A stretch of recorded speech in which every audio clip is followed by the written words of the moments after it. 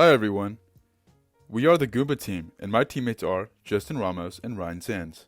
The goal of our project was to build a robot that can travel throughout a room and map out the dimensions and location of obstacles and edges. That way, it can improve upon its navigation of that room in the future for various purposes, such as cleaning, organizing, object placement, and decoration. Additionally, civil engineers, architects, and those in construction might find it useful to automatically map out a room and go to a desired location. As shown, the approach we took to this project was incrementally building upon the design in a series of levels. We successfully created a robot that could travel in a straight line, take corrective action, access an external memory source, and display data on a graphical user interface.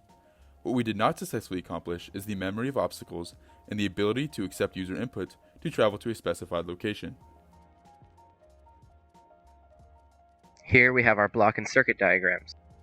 On the left, you can see how the NRF interfaces with 3 sonar sensors for obstacle detection, the IR sensor for cliff detection, the encoders for distance measurement, the magnetometer and accelerometer for turn detection, and Bluetooth for user control.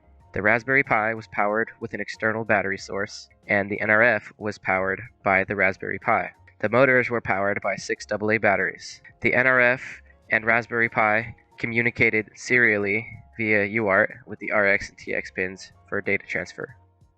Here is the physical design of the Goomba. We have our chassis, mounted with 2 wheels driven by brushed DC motors with soldered encoders. We drove those motors with the L298 motor driver.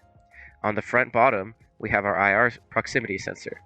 On the front, right, and left, we have the sonar sensors in their 3D printed mounts.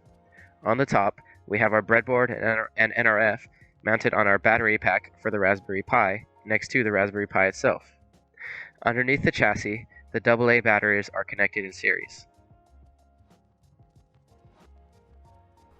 To overcome the multiple aspects of the programming, we maintained a GitHub repository for the duration of the project.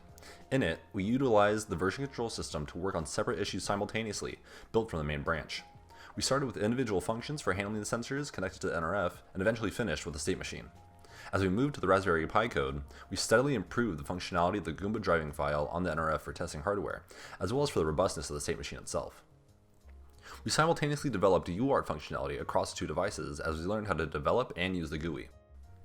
Once serial communication reached its first stage, we moved to building the GUI. To implement the GUI, we used PyQt5 with the tool Qt Designer. As the layout and text grew more complex, building it from scratch became unreasonable. Qt Designer allowed for quick prototyping of the GUI without functionality. As the hardware was being developed, we used these lines of code to diagnose which aspects of the state machine were working. The sonar library we used would end the program if any of them were not working, so we made a function to have the program continue operation in case of this error, so that we could test the other sensors. This function also served to indicate which sonar sensors were providing the error if multiple happened to malfunction. This is how the NRF state machine works. The Goomba starts in the idle state as soon as the Bluetooth is connected. Once a button packet is sent, it triggers a button event transitioning the state to forward. As the Goomba drives forward, the sensors continually scan for obstacles or a cliff to avoid. Once a cliff or obstacle is detected in front of the bot, it will then decide which direction to turn based on which other sensors indicate a no-go zone. It will then continue to turn until the front sonar and cliff sonar are no longer indicating an obstacle. It will then resume going forward. Each time it changes direction, it will send the sensor data and the state of the bot via UART so that we know how much and when it decides to turn. As this all happens, the independent timer event is running to give constant updates about the bot. The state machine uses object-oriented programming to handle all the sensors and events fed to the class. The locate function is one of the main methods used to change state and grab sensor data. The event handler method utilizes the locate method to send data and reset the timer event. For the GUI, we use PyQt5 to display the values while simultaneously reading and sending data to and from the NRF. This requires multi-threading to run these at the same time as the GUI. The read thread continually loops, attempting to read a signal over UART until it receives the start signal. Once it does, it then adds all the data it receives to a list until it receives the end signal. It then passes that list into the main GUI class to be handled. When the send thread is triggered, it takes in a signal for which state to pass along to the Goomba and sends it through the RX and TX pins. We had attempted to communicate between the two using the USB ports to no avail, so we fell back to using the RX and T pins on each. Here's the method we use to read the list of data from the read thread. This method ensures that each bit of data is interpreted properly and is sent to the proper places on the GUI. The sonar and cliff values go directly to the labels after being trimmed to 3 decimal places, but the angle is interpreted from the magnetometer and the distance is added by encoder changes while the state is forward. In order to get the entirety of these two programs to run headlessly and remotely, we connected the micro USB port of the NRF to a USB port on the Raspberry Pi. This serves to power the NRF and execute the code via Mu on the Raspberry Pi. The Raspberry Pi comes with a service called Virtual Network Computing, or VNC. This allows for us to view the display of the Raspberry Pi as long as we are on the same network or there is an internet connection. Here you can see a quick glimpse of the testing procedure that we would go through to verify the hardware connections.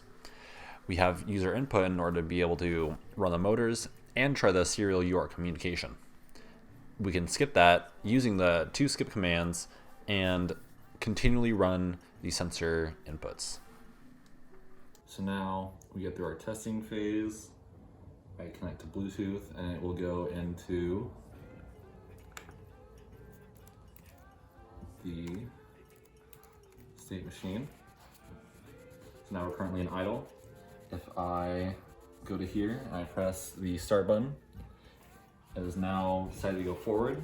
Currently, it is not within threshold values, but if I put it in front, you can see how the state machine is telling it to turn. I let go. It's going back to forward. I go on the sides, nothing happens. And so, we go forward, and now it wants to turn.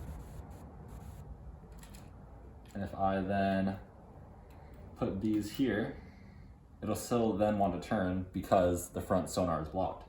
But if I let go of this, it'll then decide to go forward again. All right. Yep, and the cliff is detected, so it's turning. And here we go. Now we'll just go forward as expected. All right. For what I've learned in this project, one of the main things is that building and troubleshooting will take much more time than the first estimate. In future projects, I will most likely make a first estimate and double it to get a real, more accurate time constraint. Also, I learned that it is probably better to buy higher quality wires and equipment because that will make them less likely to malfunction and could save troubleshooting time.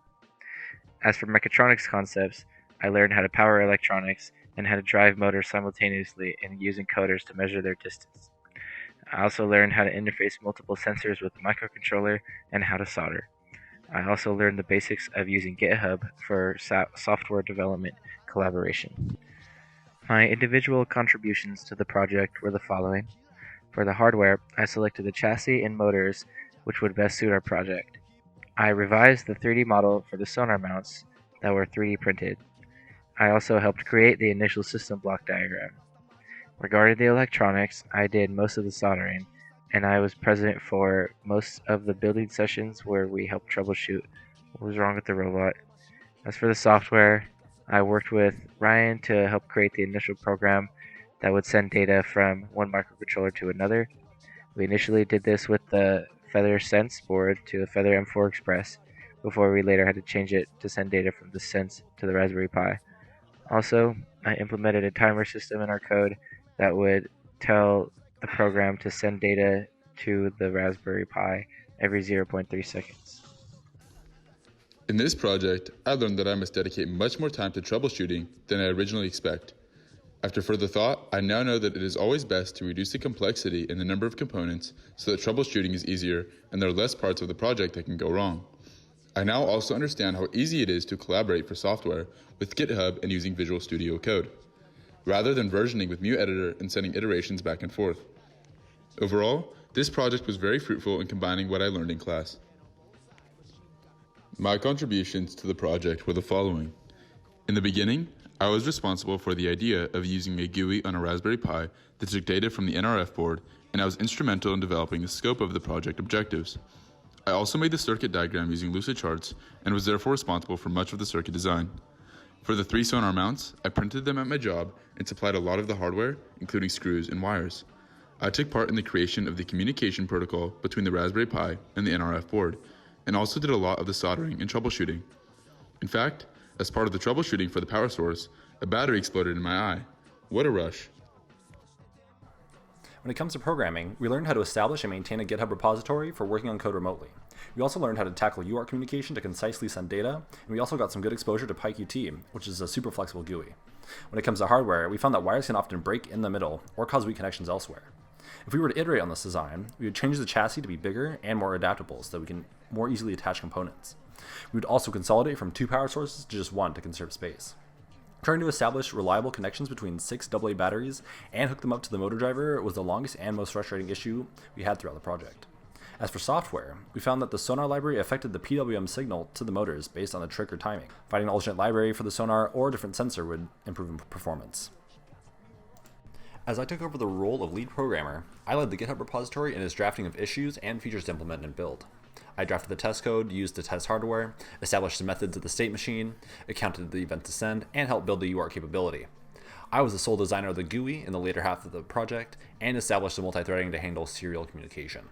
I also designed the layout of the GUI and the color palette. For hardware, I oversaw each aspect of the troubleshooting and mounting of parts, as well as ensured clean wiring given the circumstances.